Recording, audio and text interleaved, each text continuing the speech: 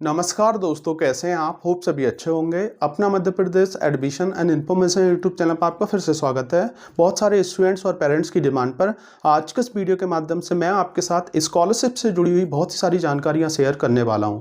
अगर आप मध्य प्रदेश से बीटेक या बी.फार्म कोर्स करने का सोच रहे हैं, जो कि 4 साल का एक टेक्निकल कोर्स है, और ये जो कोर्स है इनके अंदर फीस काफ़ी ज़्यादा लगती है। तो फीस ज़्यादा है तो ऑब्वियसली अदर कोर्सेज के कंपेरिजन में यहाँ पर स्कॉलरशिप भी आपको ज़्यादा मिल जाती है। जैसे कि अगर आप मध्य प्रदेश के मूल निवासी हैं, ओबीसी कैटेगरी के स्टूडेंट्स हैं, एससी एसटी कैटेगरी के स्टूडेंट्स हैं, तो आपको एग्जैक्ट कितनी स्कॉलरशिप मिलने वाली है, कब कब ये स्कॉलरशिप मिलेगी, पर ईयर आपको कितनी स्कॉलरशिप मिलेगी, इसकी भी जानकारी दूंगा। साथ ही साथ अगर आप जनरल कैटेगरी के स्टूडेंट्स हैं और ईडब्ल्यूएस अगर आपके पास सर्टिफिकेट है तो आपको क्या मिलने वाला है, क्या आपको स्कॉलरशिप मिलेगी कि नहीं मिलेगी। अदर स्टेट के जो स्टूडेंट्स हैं, ओबीसी एससी एसटी कैटेगरी के हैं, तो आपको मध्य प्रदेश के अंदर अगर आप बीटेक या बी.फार्म कोर्स में एडमिशन लेते हैं तो स्कॉलरशिप मिलेगी या ना मिलेगी, इसके बारे में भी बताऊंगा। साथ ही साथ स्कॉलरशिप के लिए आपको कैसे अप्लाई करना है, स्कॉलरशिप आपके अकाउंट में आती है, कब आती है, ये भी आज मैं बताऊंगा। कौन कौन से डॉक्यूमेंट्स लगने वाले हैं।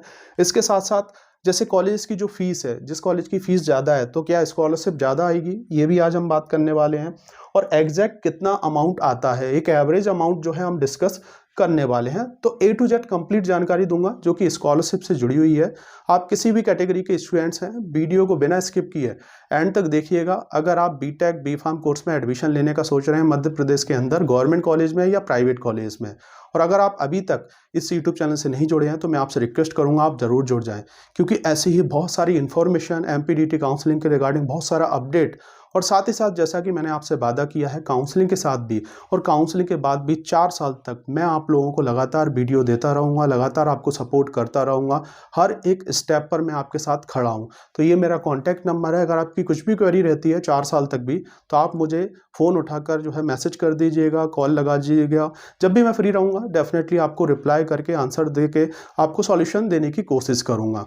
तो आते हैं हमारे मेन मुद्दे पर कि आपको मध्य प्रदेश के अंदर जो टेक्निकल कोर्सेज हैं, टेक्निकल कोर्सेज में ओबीसी एससी एसटी कैटेगरी वालों को कितनी स्कॉलरशिप मिलेगी। इसके अलावा आवास का भत्ता भी मिलता है। जैसे कि जो अदर सिटी से हैं, जैसे कि भोपाल से हैं, इंदौर में आके अगर पढ़ते हैं तो आपको आवास का भी मतलब रहने का भी पैसा मिलता है। अगर आप एससी एसटी कैटेगरी के हैं तो कितना ये मिलेगा, ये भी आज मैं आपके साथ शेयर करूंगा। तो देखिए, सबसे पहली चीज़ मैं आपके साथ शेयर करना चाह रहा हूँ, अगर आप अदर स्टेट के स्टूडेंट्स हैं, ओबीसी एससी एसटी कैटेगरी के हैं, तो आपको मध्य प्रदेश के अंदर स्कॉलरशिप नहीं मिलने वाली। ये कैटेगरी जो स्कॉलरशिप है आपको ये बिल्कुल भी नहीं मिलेगी। ये कैटेगरी जो स्कॉलरशिप है ये स्टेट वाइज होती है। अगर आप यूपी से हैं तो एमपी वालों को यूपी में नहीं मिलेगी। ये हर एक स्टेट की अपनी एक स्कॉलरशिप होती है जो वहाँ की शासन जो है डिसाइड करके उनके अकाउंट्स में डालती है जब बच्चा पढ़ता है, टेक्निकल कोर्सेज करता है। तो ये जो स्कॉलरशिप है सिर्फ मध्य प्रदेश के जो मूल निवासी स्टूडेंट्स हैं वही जो है इसके लिए पात्र होंगे। ये सबसे बड़ी चीज़ मैं आपके साथ शेयर करने जा रहा हूँ। इसके अलावा अगर हम बात करें जैसे कि स्कॉलरशिप जो है इसका फॉर्म कब भरना होता है, तो बेसिकली जब आपकी काउंसलिंग खत्म हो जाएगी, आप कॉलेज में एडमिशन लेंगे, तो हर एक कॉलेज के अंदर एक स्कॉलरशिप डिपार्टमेंट होता है। वो आपको हेल्प करता रहता है कि फॉर्म आ गए हैं, या आप खुद भी जो है इसकी वेबसाइट होती है हर एक स्टेट के अंदर। एमपी के अंदर भी जो है अगर आप जैसे एमपी स्कॉलरशिप डालेंगे या MP OBC scholarship, SC ST scholarship डालेंगे तो गूगल पर जो है इसकी वेबसाइट ओपन हो जाएगी।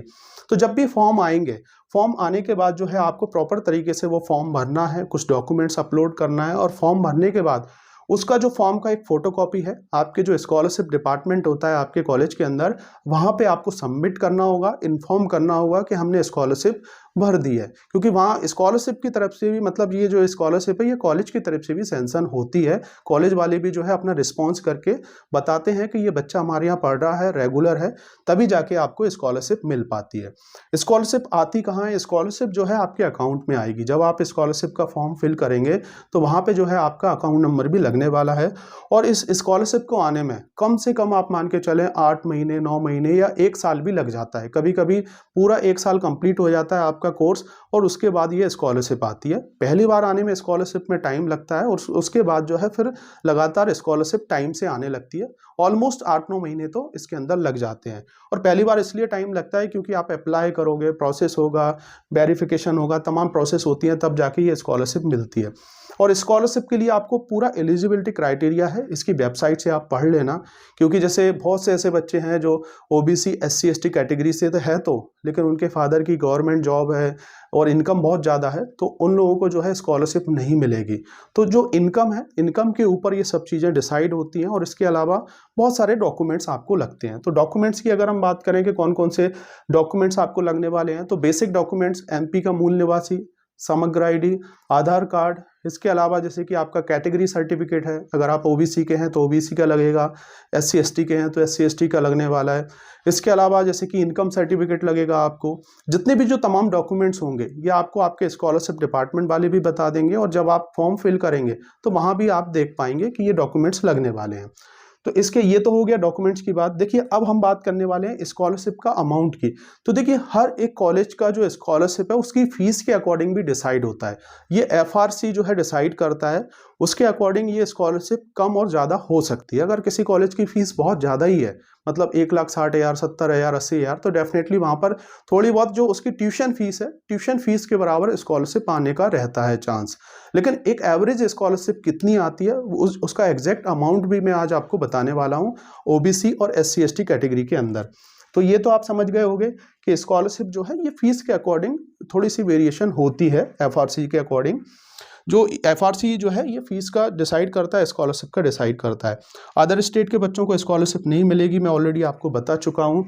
अब हम बात करने वाले हैं स्कॉलरशिप अमाउंट कितना आता है। एक एवरेज अमाउंट मैं आपको बताने वाला हूँ जो फीस के अकॉर्डिंग आया हुआ है। अगर किसी कॉलेज की फीस 80 से 1 लाख के बीच में है, तो जो OBC कैटेगरी वाले बच्चे हैं उनको अभी तक जो स्कॉलरशिप मिली है वो अमाउंट है 28,000 से लेकर 30,000 तक का, मतलब 28,500 के अराउंड जो है स्कॉलरशिप अभी तक आई हुई है, जो मैंने बच्चों से डिस्कस किया है और बच्चों ने जो मुझे बताया है।